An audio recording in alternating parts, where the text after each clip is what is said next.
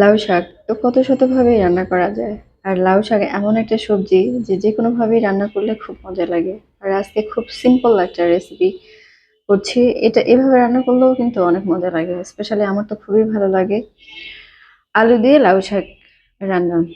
তো এটা রান্না করার জন্য তেলে পেঁয়াজ, মরিচ, রসুন কুচি হালকা ভেজে নিয়েছি। আর এতে আলু কেটে দিয়েছি। আলুটাকে খুব ভালোভাবে এভাবে নেড়েচেড়ে ভেজে নিতে হবে। মোটামুটি আলুর যে কাঁচা গন্ধটা আছে এটা না যাওয়া পর্যন্ত ভাজতে হবে। তারপরে ধুয়ে রাখা শাকটা দিয়ে দিতে হবে। আর শাকের মধ্যে লবণ দিয়ে দিতে হবে। আর শাকে এক্সট্রা কোনো পানি এড করতে হবে না। শাক থেকে যে পানি বের হবে সেটা দিয়ে এই রান্নাটা হয়ে যাবে।